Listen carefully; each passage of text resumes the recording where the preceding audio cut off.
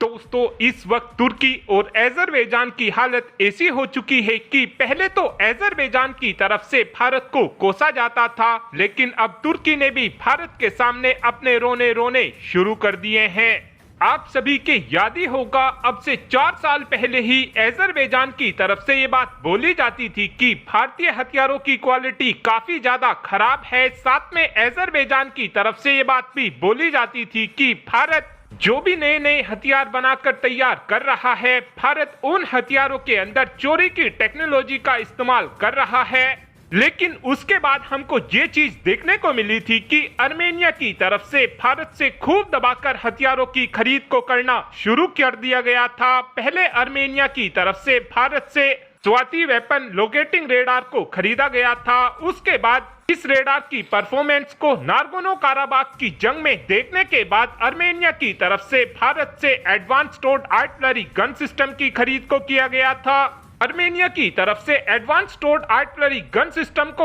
उस समय पर खरीदा गया था जब हमारी भी सेना ने एडवांस टोर्ड आर्टिलरी गन सिस्टम का ऑर्डर नहीं दिया था। साथ में आर्मेनिया ने भारत से Akash defence system, Pinaka multi barrel rocket launcher और बंदूकों में लगने वाली गोलियों की खरीद भी की थी। लेकिन जैसे जैसे आर्मेनिया भारत से खूब दबाकर हथियारों की खरीद कर रहा है, अब इसी बात को देखते हुए तुर्की ने भी अपने रोने शुरू कर दिए हैं। इस वक्त तुर्की का कहना है कि भारत की तरफ से जो आर्मेनिया को एडवांस से एडवांस हथियार दिए जा रहे हैं, ये हथियार हमारे रीजन में काफी ज्यादा अनस्टेबिलिटी फैलाने वाले हैं। इस समय देखा जाए तो भारत के जो हथियार आर्मेनिया तक पहुंच रहे हैं, इन हथियारों को लेकर तुर्की इसलिए भी ज्यादा अनसिक्योर खुद को महसूस कर रहा है क्योंकि तुर्की की तरफ से अजरबैजान को TB2 ड्रोन दिए गए हैं और अब ये बात तुर्की भी अच्छे से समझ चुका है कि अगर तुर्की की ये TB2 ड्रोन आर्मेनिया के आकाश डिफेंस सिस्टम के सामने आते हैं तो आकाश डिफेंस सिस्टम काफी आसानी से तुर्की के इन TB2 ड्रोनों को मारकर गिरा देगा।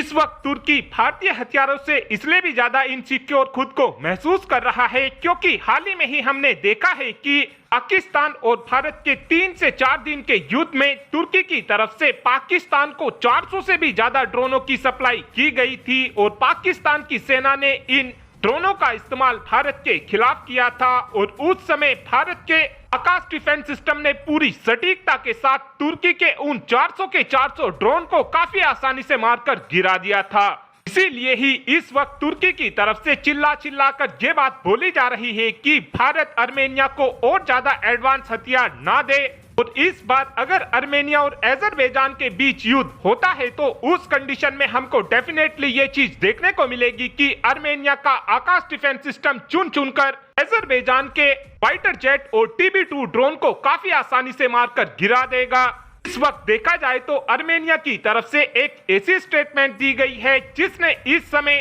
तुर्की और अजरबैजान की नींद को और भी ज्यादा उड़ा दिया है क्योंकि हाल ही में ही आर्मेनिया की तरफ से ये बात बोली गई है कि जैसे ही भारत का आकाश एनजी डिफेंस सिस्टम प्रोडक्शन में चला जाएगा, उसके तुरंत बाद ही हम भारत से आकाश एनजी की भी खरीद को करना शुरू कर देंगे। और ये तो अभी शुरुआत है, आने वाले कुछ ही दिनों के अंदर अंदर हमको ये चीज भी देखने को मिलेगी कि भारत की तरफ से आर्मेनिया को प्रिले टैक्टिकल बैलिस्टिक मिसाइल भी दी जाएगी। साथ में फ्यूचर में भारत की तरफ से आर्मेनिया को ब्रह्मोस मिसाइल भी दी जाएगी।